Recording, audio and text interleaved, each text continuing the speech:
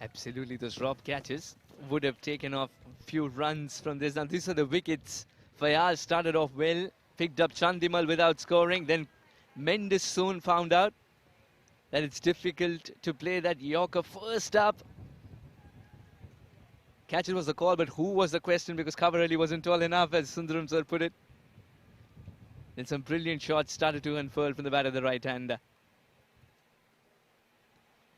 9 out of 10 times that would have been taken. Then came the Jatinder opportunity. Reverse cup is not been their best friend today for Oman. Then this was the era where the run making was done in singles and twos, and occasionally the boundaries were hit. Then towards the end was all assault. Khabar Ali was brilliant with the ball in hand in the first over. But thereafter it was a different story. Fayaz started to go for runs. Every bowler started to go for runs. And the batsmen were able to time their shots to perfection in the early part of the over and nurgle the singles and twos and milk the bowling thereafter. That's been Sri Lanka's approach with the bat in hand. Nisanka scored 8 of 14. Chandimal first ball duck, and so was Mendit. Followed him immediately.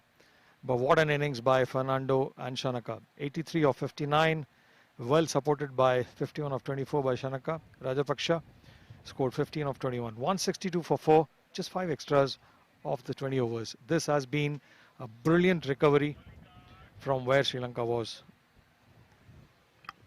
Yes, the 7 bowlers used by Oman to fill their 20 overs. Kalimullah picked up a wicket in his quarter of 4. Was looking good, and Ahmed Fayaz, but getting a game today, making an impact. A pick of the bowlers with 2 wickets, slightly expensive towards the end. We'll have to work on that with the World Cup around the corner. Zishan Maqsood going wicketless after a long time. Mohammad Nadeem in his 4 overs went for a lot of runs as well. Aqib Villiers was given just a couple of overs to see if he's turning the ball, if he's troubling the batsman. Wasn't to be, and Khabar Ali doesn't bowl out today, but does pick up a wicket in his 3 overs. This has been a magnificent recovery, and this has also tested the Sri Lankan middle order.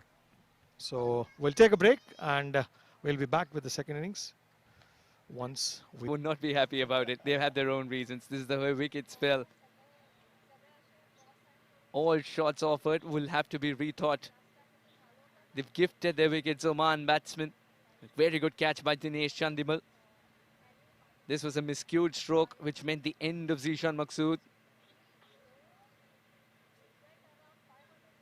What is really interesting to watch is the first 3 wickets of Oman actually went behind square, right behind the wicket keeper, all attempting to play those shots which are the non-orthodox, the unorthodox shots.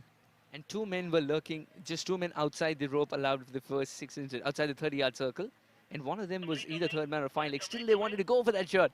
That's the upshot of the game. 162 for Sri Lanka. A brilliant fight back to get to 162 in the end. And Oman falling short by 19 runs, despite Naseem's 40 of 22 and a glimmer of hope from Mohammad Nadeem, but not good on the occasion. Well, I would say Oman will definitely take heart out of this performance. They've done really well, considering the situation that they were in. They came back strong. A few learnings from this game. I'm so sure that the coaches would have made their notes, giving a little too many runs at the fag end of the Sri Lankan innings, and as far as the batting is concerned, losing a few wickets a little too quickly at the top. Sri Lanka, on the other hand, would have their job cut out. Again, similar errors, losing wickets early up top and then giving those looseness to Oman. So similar mistakes from both the teams. We'll see what they learn from this game and come back when they come back for the second game. And that is why in a couple of days, it's going to be a very exciting game indeed.